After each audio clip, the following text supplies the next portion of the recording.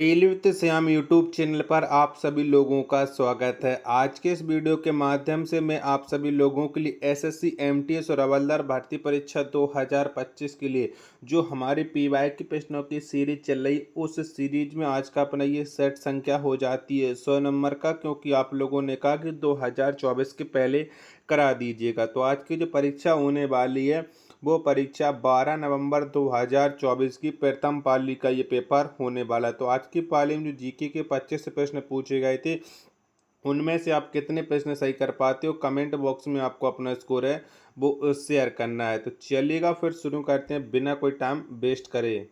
तो पहला प्रश्न है आपके सामने कि इनमें से किस राज्य सरकार ने नवंबर 2022 में पेशा अधिनियम लागू किया। तो बताओ किसके द्वारा ये पेशा अधिनियम आया था 2022 वाला। पहले प्रश्न का राइट आंसर क्या हो जाएगा।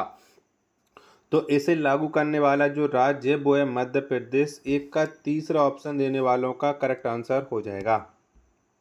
प्रश्न संख्या 2 आ जाता है कि नेपाल का राष्ट्रीय पशु कौन सा है। तो बताओ इनमें से कौन है नेपाल का राष्ट्रीय पशु। प्रश्न संख्या 2 का राइट आंसर क्या हो जाएगा।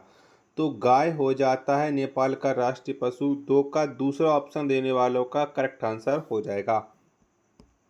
प्रश्न संख्या 3 है आपके सामने कि ठंडे उपध्रुवीय जलवायु क्षेत्र में मुख्य वनस्पति के रूप में शंकु वृक्षों वाली वन भूमि होती है। इन वन भूमि को क्या कहा जाता है। तो बताओ इन वन भूमि को क्या कहते हैं। प्रश्न संख्या 3 का राइट आंसर क्या हो जाएगा। 3 के चारों ऑप्शन आपके स्क्रीन पर सो रहे हैं। तो जो इस वन भूमि को कहा जाता है टैगा। क्या कहते हैं, टैगा कहते हैं।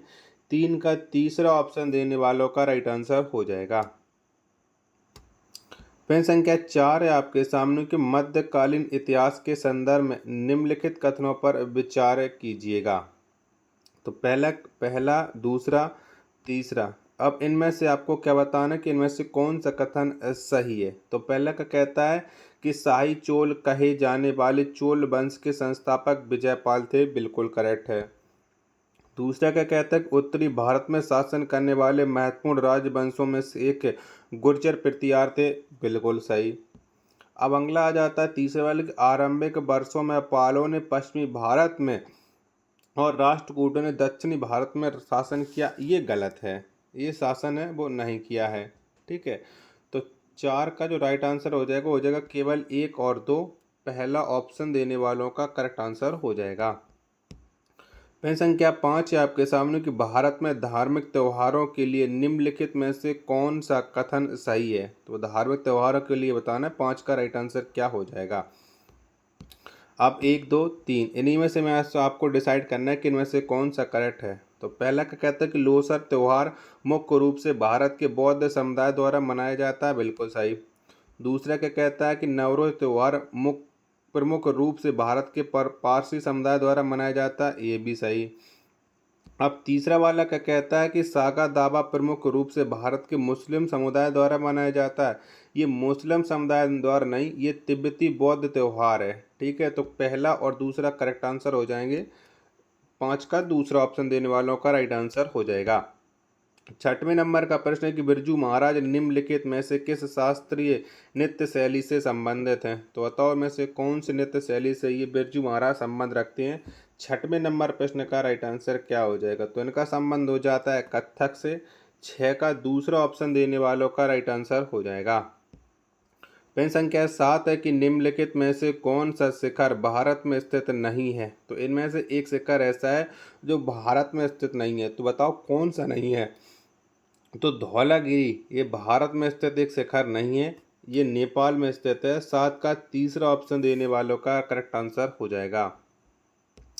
8वें नंबर का प्रश्न है कि जॉन डाल्टन ने किस वर्ष अपना परमाणु सिद्धांत प्रस्तुत किया था, जिसके दूसरे भाग में यह उल्लेख किया गया है कि किसी विशेष तत्व के सभी परमाणु समान होते हैं। तो बताओ ये कब किया था जॉन डाल्टन ने। 8 नंबर प्रश्न का राइट आंसर क्या हो जाएगा। 8 के चारों ऑप्शन आपके स्क्रीन पर शो रहे हैं। तो ये किया था जॉन डाल्टन ने 1808 में। 8 का पहला ऑप्शन देने वालों का करेक्ट आंसर हो जाएगा। प्रश्न संख्या 9 है आपके सामने कि पद्म भूषण से सम्मानित मोगूबाई करदकर निम्नलिखित में से किस संगीत शैली से संबंधित थी? तो बताओ इनका संबंध कौन सी संगीत शैली से था?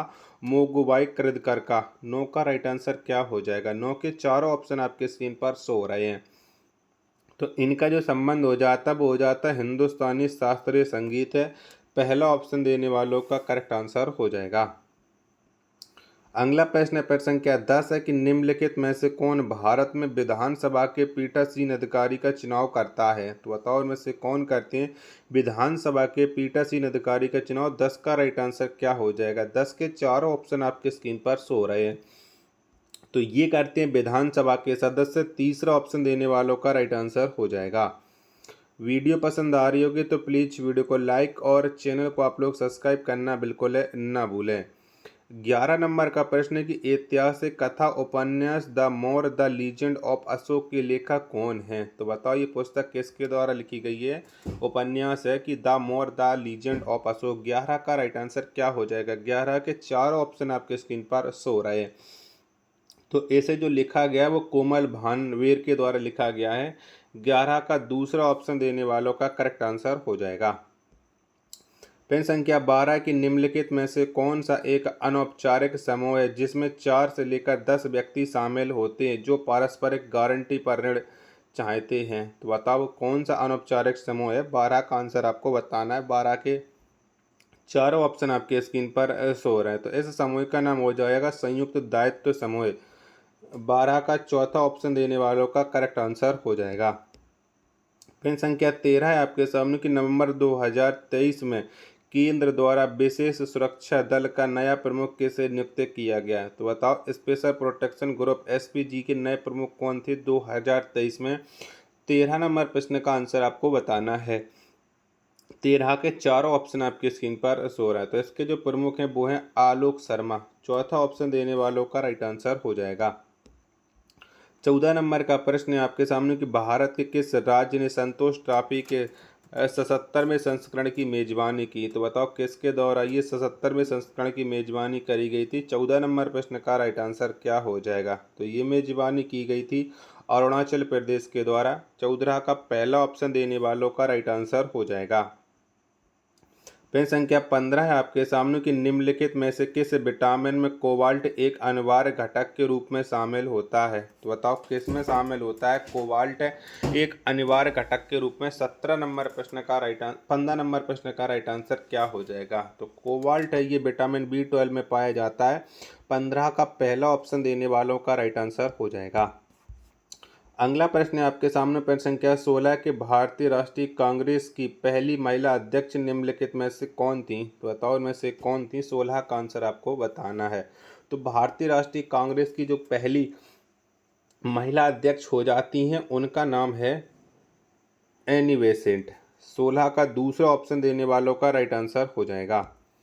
17 नंबर का प्रश्न है कि डॉट डॉट को कुचिपुड़ी नृत्य के क्षेत्र में उनके योगदान के लिए 1970 में पद्मश्री से सम्मानित किया गया।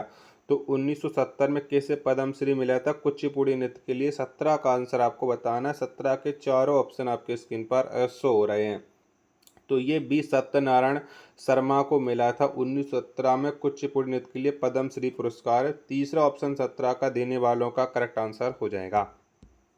18 नंबर का प्रश्न है कि जोधपुर के मेहरानगढ़ किले का निर्माण किस शासक के शासनकाल के दौरान शुरू किया गया था? तो बताओ किसके समय ये मेहरानगढ़ के किले का निर्माण हुआ था? 18 का आंसर आपको बताना। 18 के चारों ऑप्शन आपके स्क्रीन पर शो हो रहे हैं। तो ये किया गया था राजा जोधा के द्वारा, राव जोधा के द्वारा, सॉरी माफी चाहता हूँ गलत पढ़ा, राव जोधा के द्वारा किया गया था। तीसरा ऑप्शन देने वालों का 18 का राइट आंसर हो जाएगा।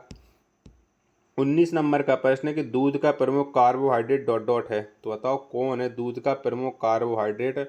19 का आंसर आपको बताना। तो ये है लैक्टोज। पहला ऑप्शन देने वालों का करेक्ट आंसर हो जाएगा।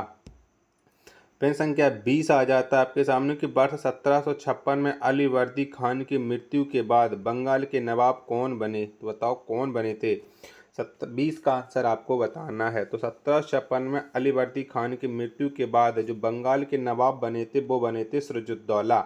20 का दूसरा ऑप्शन देने वालों का राइट आंसर हो जाएगा। प्रश्न संख्या 21 है कि निम्नलिखित में से कौन सा लोहे एवं इस्पात संयंत्र झारखंड में स्थित है। तो बताओ इनमें से कौन स्थित है झारखंड में? 21 नंबर प्रश्न का राइट आंसर आपको देना है। तो ये बोकारो स्थित है झारखंड में। 21 का चौथा ऑप्शन देने वालों का राइट आंसर हो जाएगा। वीडियो पसंद आ रही होगी तो प्लीज़ वीडियो को लाइक और चैनल को आप लोग सब्सक्राइब करना बिल्कुल ना भूलें।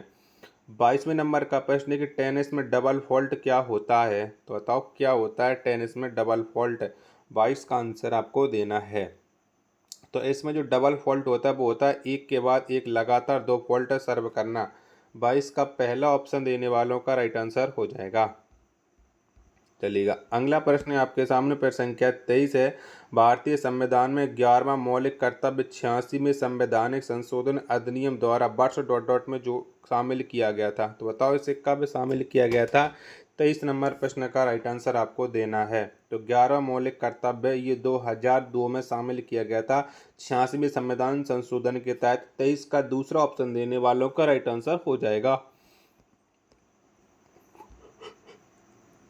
24 नंबर का प्रश्न आ जाता है कि निम्नलिखित में से किस जनगणना में भारत में ऋणात्मक जनसंख्या वृद्धि दर्ज की गई? तो बताओ कब है ये जनसंख्या वृद्धि दर है वो ऋणात्मक थी? 24 का आंसर आपको देना है। तो ये थी 1921 में। 24 का चौथा ऑप्शन देने वालों का करेक्ट आंसर हो जाएगा। प्रश्न संख्या 25 की खारवेल किस राजवंश का महत्वपूर्ण शासक था? तो बताओ किसका महत्वपूर्ण शासक था खारवेल? 25 का आंसर आपको देना है। तो ये चेदी राजवंश का महत्वपूर्ण शासक था खारवेल। 25 का चौथा ऑप्शन देने वालों का राइट आंसर हो जाएगा। आशा और उम्मीद करता हूँ आप सभी लोगों को ये वीडियो पसंद आ रही होगी। तो प्लीज़ वीडियो को लाइक और चैनल को आप लोग सब्सक्राइब करना बिल्कुल है ना भूलें। मिलते को नेक्स्ट वीडियो के साथ, तब तक के लिए धन्यवाद। जय हिंद, वंदे मातरम।